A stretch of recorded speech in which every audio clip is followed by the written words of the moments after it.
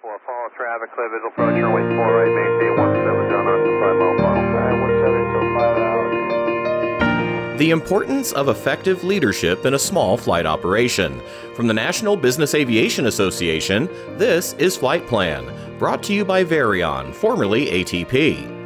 I'm Rob Finfrock with your trusted source for the very latest business aviation news and information.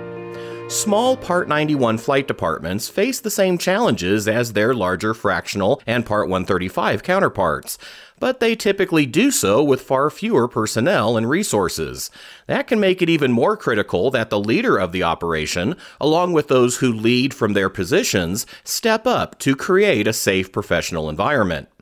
Joining me now to discuss the importance of leadership in these operations are Joe Samuedowski, co-chair of the NBAA Small Flight Department Subcommittee, and David Keys, vice chair of NBAA's Domestic Operations Committee and chief pilot for Peace River Citrus Products.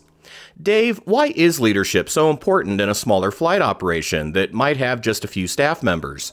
Well, typically we do not have the infrastructure that a large flight department would have, where you have systems in place for personnel issues that may arise. In a small department, it may just be two pilots, and it's more of a family atmosphere than a work environment, which creates its own issues. Because if you've been around a family, you know that there's differences, and a lot of times those get shoved under the carpet because nobody wants to offend the other person.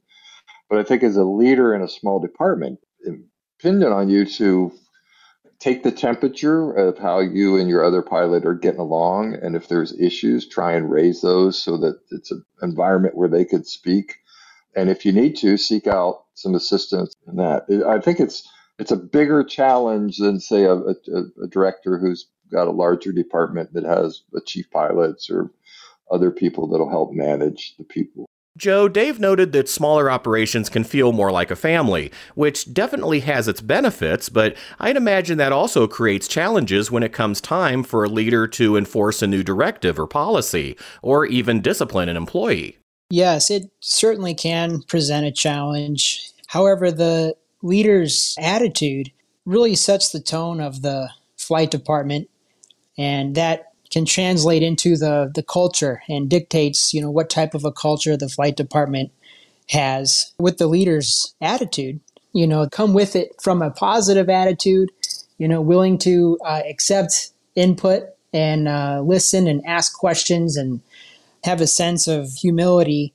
That can really go a long way in creating a positive work environment for the employees in the small flight department. What skills are particularly important for a leader of a small operation to have, Joe? I think the skills of a leader in a small flight department that are helpful to them really isn't that much different to a leader in any organization.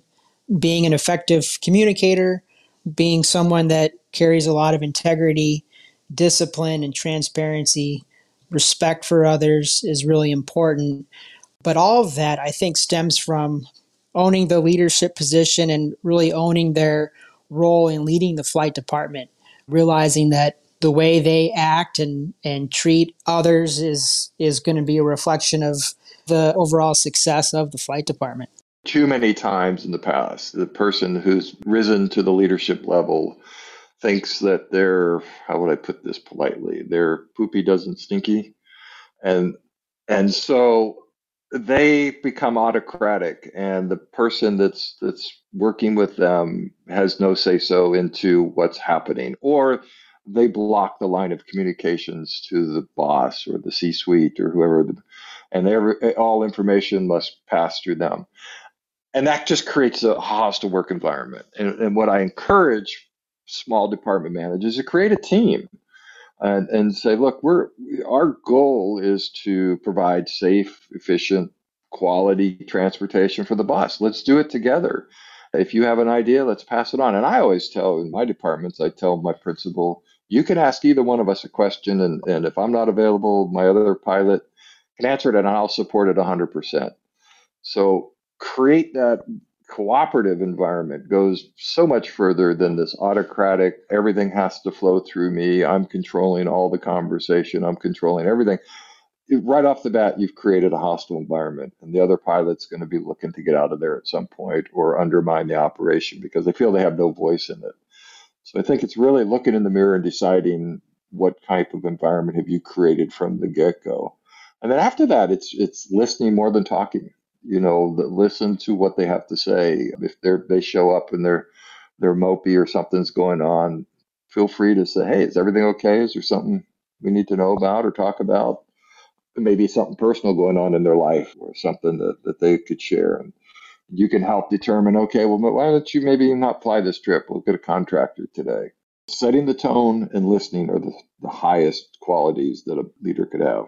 More of our conversation coming up, following this word from our sponsor. Take your aviation operations to new heights. Introducing Aviation, formerly known as ATP, your ultimate partner in achieving maximum aircraft uptime. At Aviation, we understand the challenges faced by everyone in aviation. Our industry-leading technology solutions revolutionize aircraft management, so there's no more waiting, no more wondering, and no more wasted effort. Get real-time visibility of your maintenance, inventory, operations, and regulatory data right at your fingertips with an easy-to-use system, backed by a team of experts with deep aviation knowledge offering 24/7, 365 support. After 50 years in the business, we have built a growing reputation for getting our customers more aircraft uptime. That's why thousands of aircraft operators worldwide have already discovered the power of Aviation. Say goodbye to downtime and hello to increased efficiency and profitability. Visit Aviation.com to learn more. Aviation, let's get you more uptime. We're back now with Joe Samuadovsky and David Keys, and our discussion about how to be an effective leader of a small flight operation. Dave, we've been talking about what skills and attitudes that leaders should have. Is there an example from your own career that highlights the importance of effective leadership? Oh, very much so. I've, over the years, have worked under autocratic chief pilots. And in fact, the company I'm working for now had a chief pilot that had been here for almost 18 years. And was somewhat that autocratic leader. When I left the first time, they hired a young lady to come in to replace me, and he just set the wrong tone with her and to where it was almost combative. And she sought advice from me, and I said to go talk to the principal. Our principal of our company runs his company with a team. He has a bunch of senior management people, and they all come together and basically run the company. And so she went to the boss, and shortly after that, he was let go because the boss said, "That's not how I run my company." And so it was to see the detriment of the quality of the operation and to know that she wasn't giving her best because of how she was being made to feel. So I got to see that front row here just not too long ago. That's definitely an unnerving situation to be in, facing that decision to continue in that hostile environment or go to the principal to address those issues. Well, exactly. And in our environment today, it's so easy for that other pilot to just leave. There are so many other opportunities out there now. So if you're having a lot of turnover, you may want to look in the mirror and say, why are these pilots not wanting to fly with me? What are we creating? It may be it may be a corporate problem, but start looking in the mirror and asking the question, I think is the first place to start. I think the other challenge we see in small flight departments, and I share this all the time, I get calls, a young fellow will call and he said, I got hired as a co-pilot 6 months ago. And I'm the chief pilot now because the captain went off to the airlines. What do I do? And they have had no leadership training, no ability, no environment to create some leadership skills. So they're kind of floundering a little bit like, how do I manage this and all the things that have to happen and hire somebody? So fortunately, we can help them walk them through that through some mentoring. To continue and kind of highlight the point that Dave brought up about the impact of teamwork in leadership in a small flight department. I recently finished reading the book Extreme Ownership, which is a pretty popular book about leadership concepts by Jocko Willink and his lessons learned in the military and how they translate into leadership in life and in the business world. And one of the points he makes in one of his principles, which is leading up the chain, is that you don't have to be in a traditional leadership role to be a leader in an organization. And he further makes the point that one of the most important jobs of any leader is being there to support your boss, whoever your immediate leader is. And so back in 2019, when I was with my previous small flight department, we were a one aircraft, two pilot flight department, just myself and my chief pilot. Our principal decided it was time to transition to a new aircraft. So as any small flight department manager knows, that requires a lot of work in of itself. Finding a new maintenance provider and all the training and LOAs, and there's just a lot of background work that goes on. So during that time, I made sure to let my chief pilot know that I was there with whatever help he needed, that I was there more to than just be a pilot there to fly. I was happy to help with whatever he needed. And so that went on for several months as we got trained up and took delivery of the new aircraft at the end of 2019, early 2020.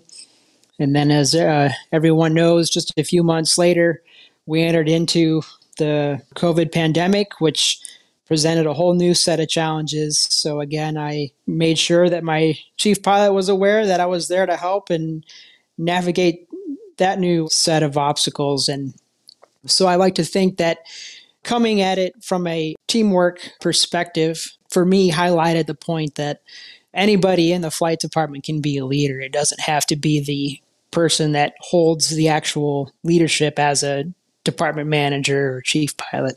Joe, what other advice or resources would you like to share for those seeking to be an effective leader in a small flight operation and in our industry?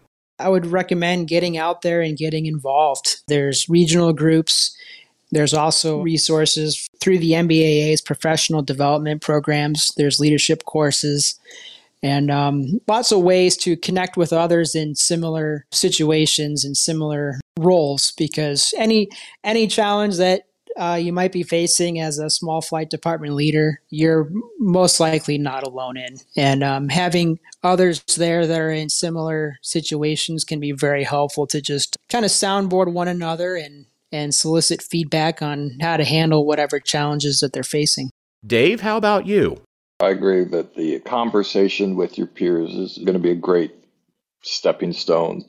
But I think look at it more as a relationship, like a marriage. And I've steered a lot of people to Peacemakers, of conflict resolution program that has great books and resources, but there's other out there. The biggest takeaway is you're not always right. So start from that premise and then start listening. And I think when you go through read some of these books and listen to some of the leaders, it's really about, particularly when a conflict happens and you need to address it. It's about taking the time to listen to the other person and trying to find the commonality to say, okay, yes, we can now focus on what the problem is and not our personalities.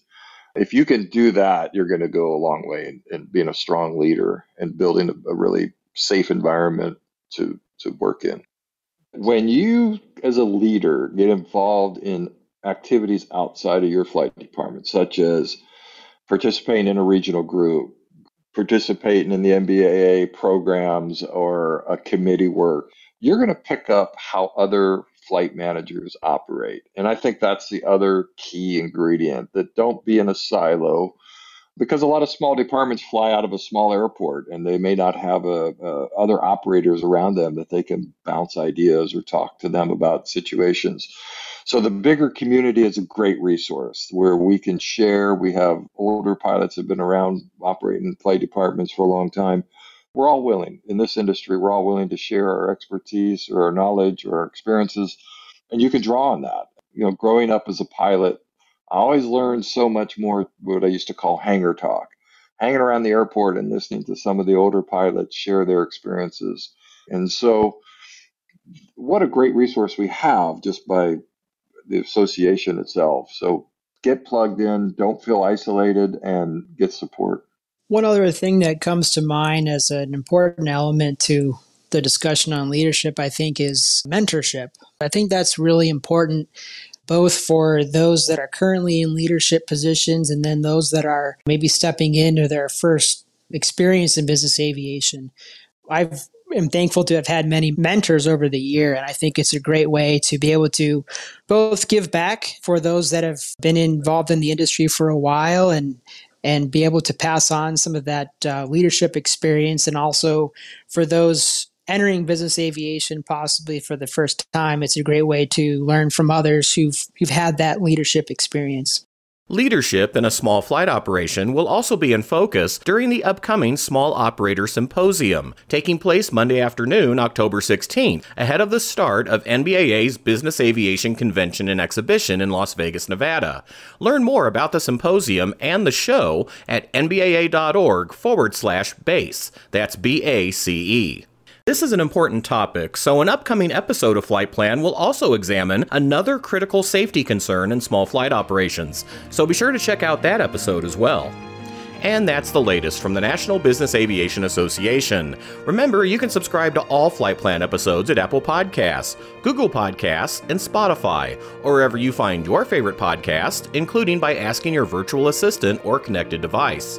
Of course, you can also download Flight Plan directly from nbaa.org. I'm Rob Finfrock. Thanks for listening, and be sure to join us next time for a new episode of Flight Plan. Miles right base, sending out 3500. We got him inside. We're still in effect 170 coming.